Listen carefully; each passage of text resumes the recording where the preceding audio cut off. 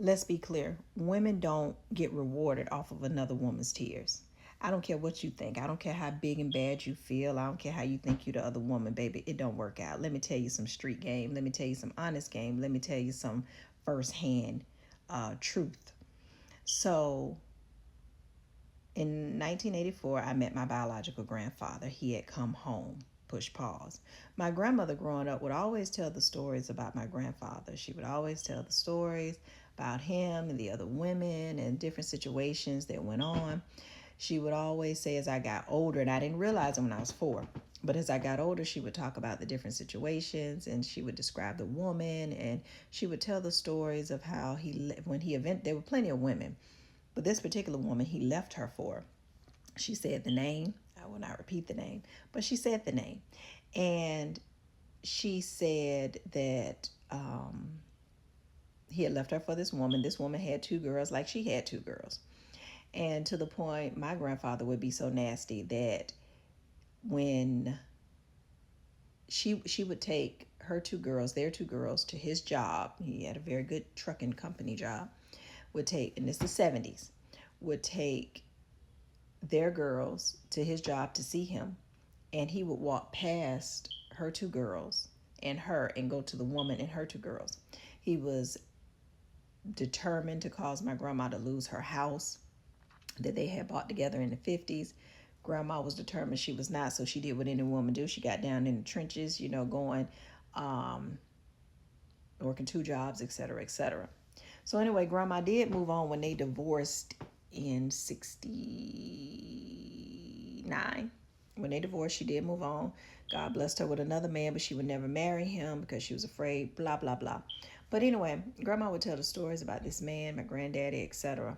But then finally, about less than 5 years, let me see, 6, 9, 7, really less than 3 years after they had been divorced, Grandma got a note at the door from a local police department, and it was the police department that I would one day work at. And so Grandma said that the note said you need to come down to this local police department ASAP. Grandma got down there. However the story goes, there are 2 different stories, but whichever the one goes, either way, he went to the house. Whether he went to the house to get his belongings that he had purchased this woman, because he went and purchased this woman another house for her 2 kids while he was trying to make Grandma lose her house with their 2 kids. Whether he went there because they broke up to get his stuff or whether he just happened to come home on lunch one day, I've heard both stories. Either way, he came home. There she was with another man in the house, in the room, in the bed, and her brother was there. Argument ensued, however it went. Either way, Granddaddy went to his truck, got his pew pew, came back and pew pew people in the house. 2 of them were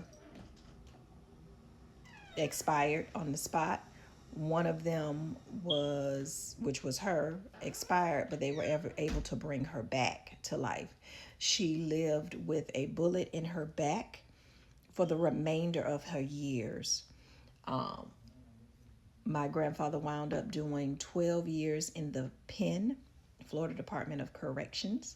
And when I met him, like I started at the beginning, I was 4 years old. He was just getting out. That's not even the irony of everything.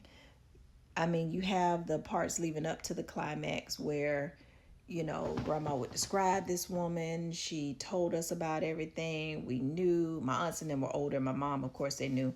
My biological mom, Kathy, actually saw him when he was locked up, of course, and she went and my mama had a mouth kind of like me, or I got a mouth like her, either way. But my mama asked him one day, my mama said, Daddy, was it worth it?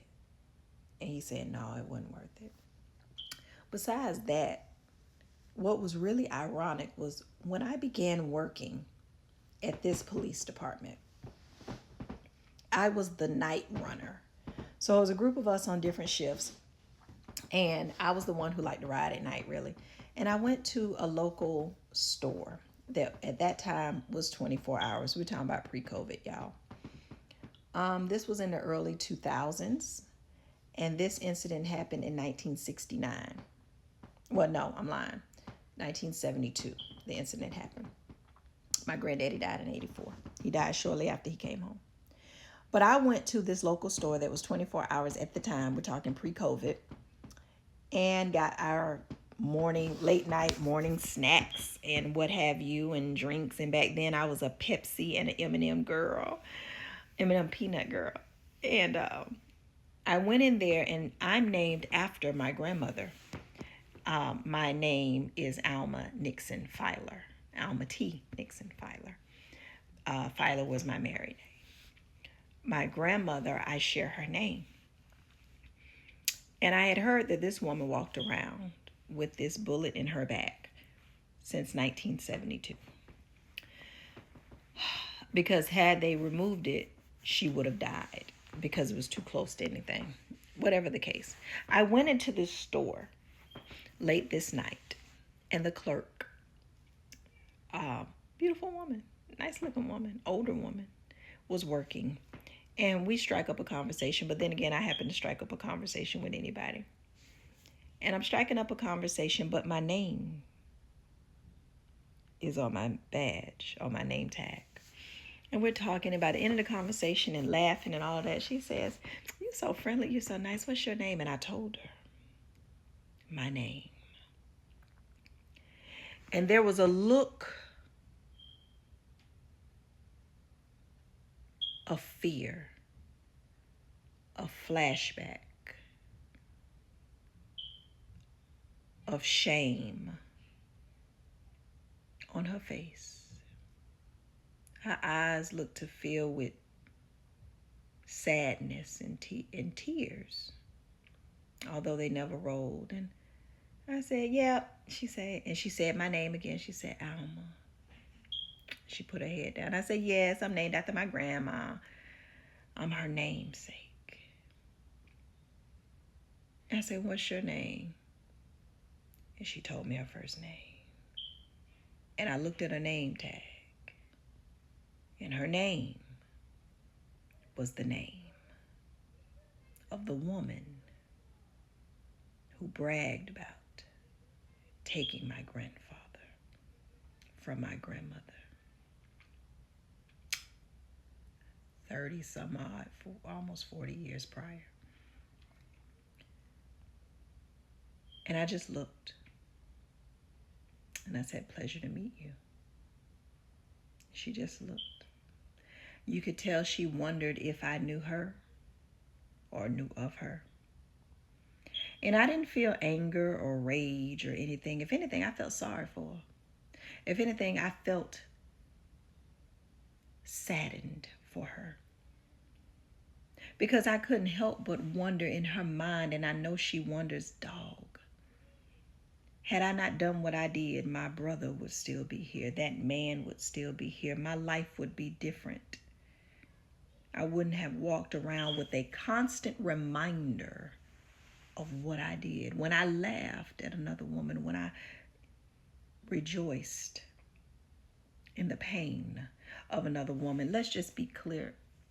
I understand love. I understand falling in love. I understand all of that. I do. I really do. But God will not be mocked. You don't play with somebody's covenant, because that's a covenant with God. You don't play with him. He said, "I won't be mocked. His word won't come back void." And it's one thing to go against another woman, baby. It's a whole nother game to go against God. I promise you, you won't win. I promise you, you will not win. If he wants to be with you, then let him get all that stuff over there settled and come for you, because I promise you they'll come for you if that's what they want.